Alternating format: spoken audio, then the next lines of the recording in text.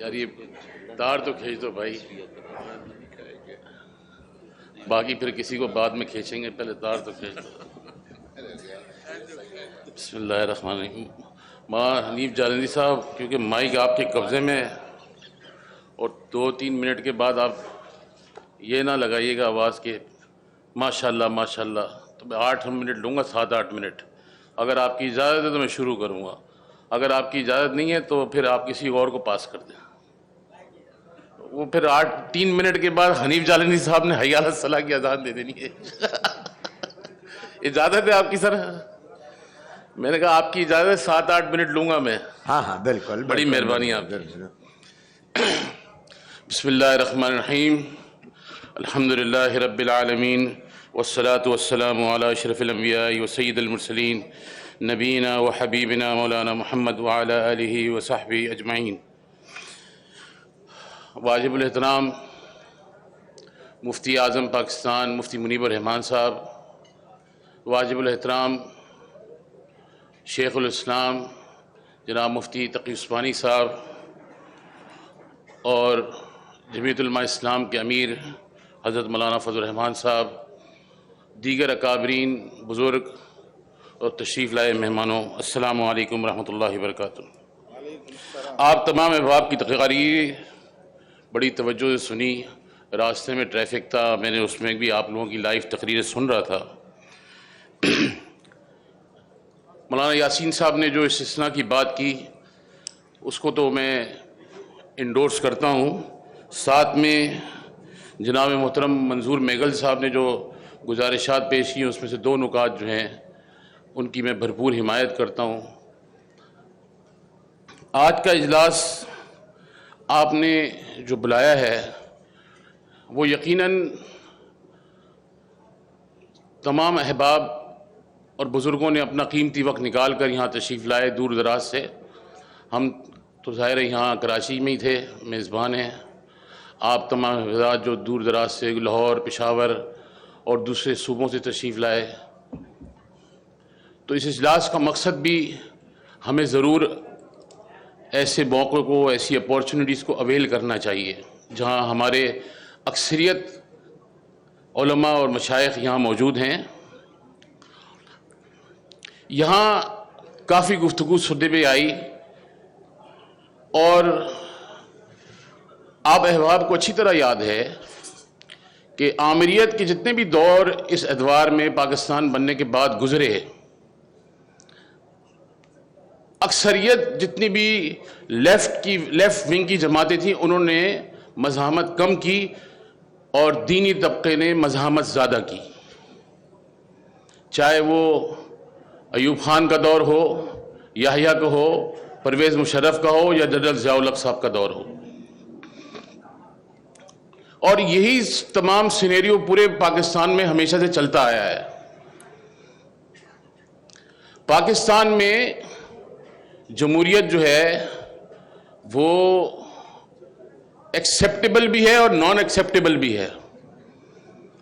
آپ کی خواہشات پر مبنی اگر کوئی چیز تیار کر دی جائے تو آپ کہتے ہیں ہاں بالکل ٹھیک ہے، اور خواہشات سے برعکس کوئی چیز چلی جائے تو آپ کہتے ہیں یار دفع کرو اس کو، ہم نے کیا کرنا ہے اس کا، اور اس میں غلطی ہماری ہے۔ ہم جو یہاں بیٹھے ہیں یہ ہم پہ جب بمبارڈمنٹ شروع ہو گئی تو ہم آگے بیٹھ گئے یہاں پہ۔ ہم نے کہا بابا ساری چیزیں ہاتھ سے نکل رہی، بیٹھ جاؤ فوراً اتحاد کر لو، اور یہ سارا ہم نے ارینج کر لیا۔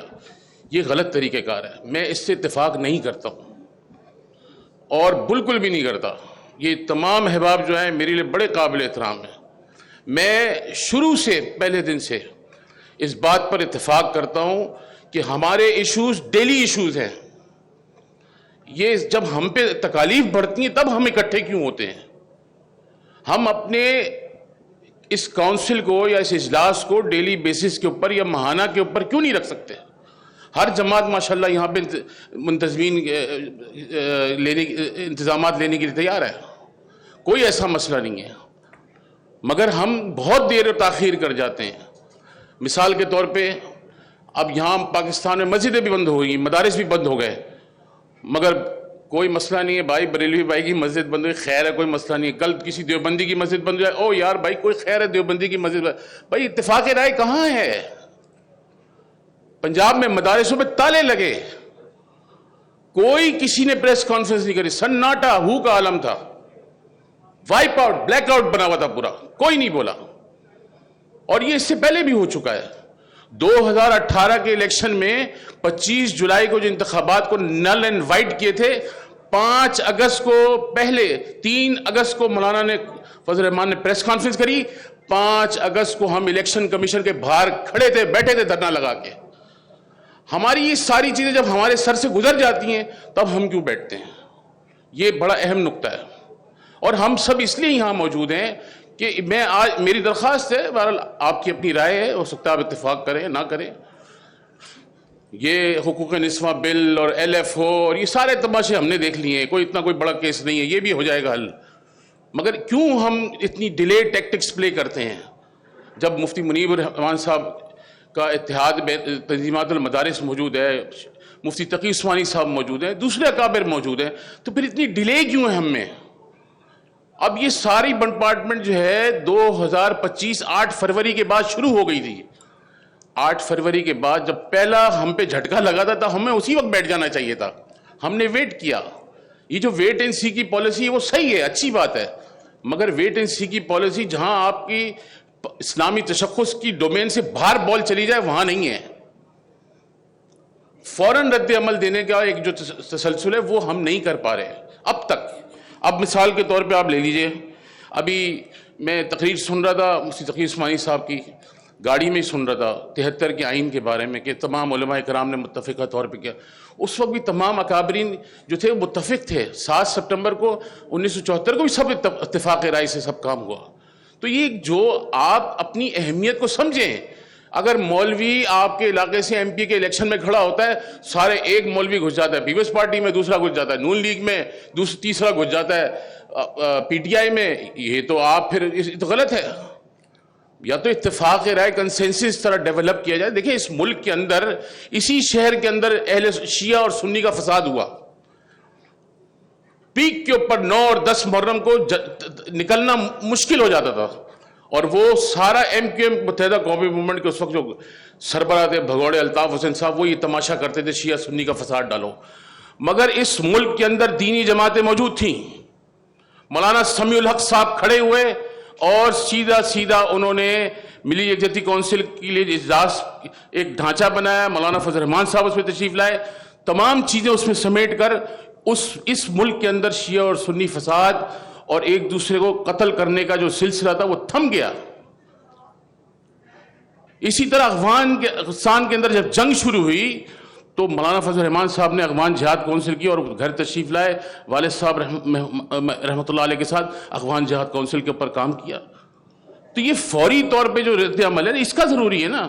یہ تو نہیں ہو سکتا کہ ہم دیر سویر کر جائیں.